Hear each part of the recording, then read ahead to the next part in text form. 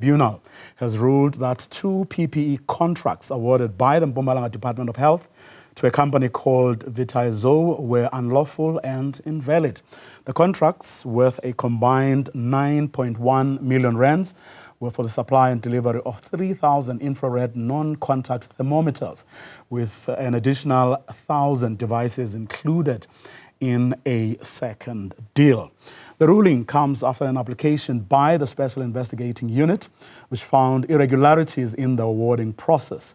I'm joined now by SIU spokesperson Kaizer Kganyago. Mr. Kganyago, a very good afternoon to you. Thanks very much for your time. This had to do, was this during COVID? Good afternoon, Voyo, and to your viewers. Definitely, it was during COVID. It was during 2020-2021 financial year when this transaction happened. Well, the question then becomes, what does it mean to say when someone says it's unlawful, the contracts were unlawful and invalid given the lapse of time since this was done? Yeah, we were investigating, obviously, and we had to get details of what really happened. The lapse of time doesn't account for anything because at the end, we have to recover the money that was put out there or taken unlawfully. Therefore, when we did our investigation around this matter, Bravoyo, we found that firstly, when they did the procurement, they only asked for one quotation from one company, which is against the law and against the constitution, because it means they just went to them and say, give us a quotation. But the second thing that we found there was that the thermometers or the equipment, devices, were ordered even before the processes of procurement were finalized and even before an order was given to this company. But the order was already done.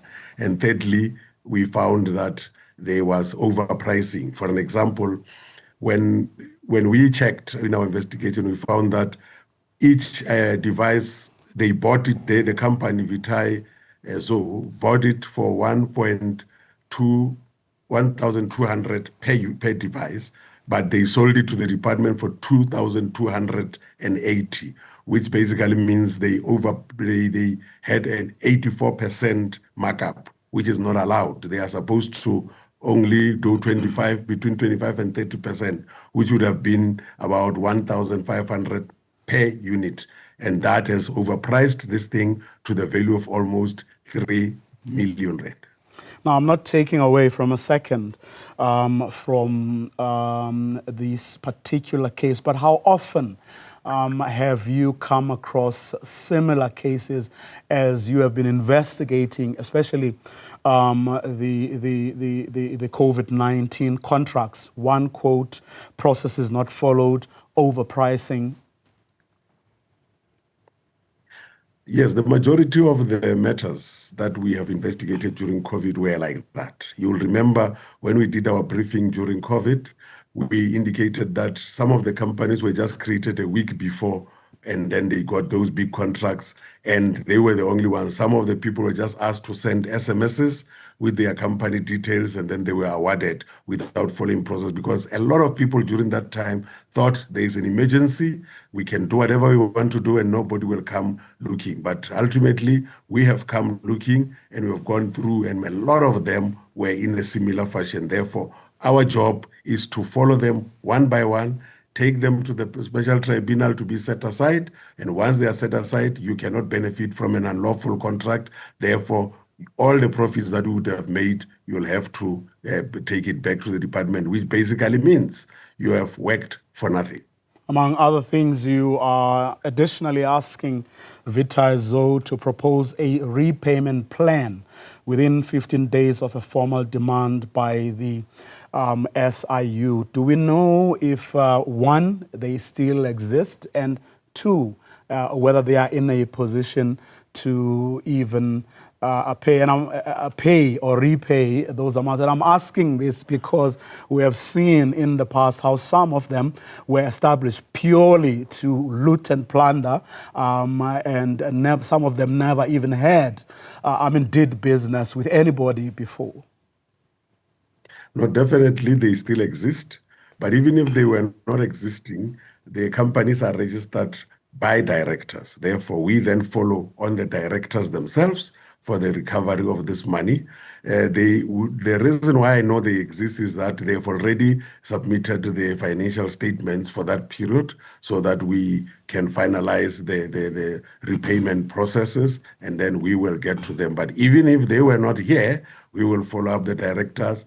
If they have got properties, we will then sell those properties and recover the money. But in this case, I think they will finalize the plan and make sure that this money is taken back to the Department of Health in Mpumalanga. Speaking of whether the people exist or not, do we know if any of the officials who were responsible are still around? Yes, they are, and we have referred that matter to the department so that they can be disciplined, because it was very clear that there's collusion between this company and the officials that are there. Therefore, that matter is also being dealt with. And of course, beyond that, the National Prosecuting Authority will have to do its job. You hand over to them to take care of the rest.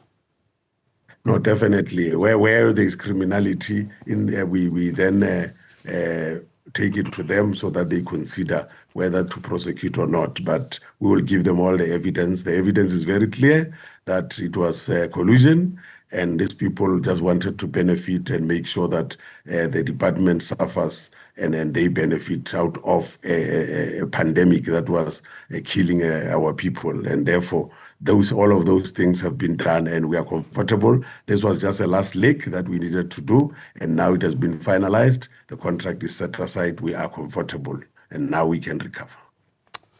Mr. Kaizer Kganyago, let me thank you very much for your time enlightening us on that special tribunal ruling that 2 PPE contracts awarded to Mpumalanga Mpumalanga Health Department to a company called Vitae Zoe.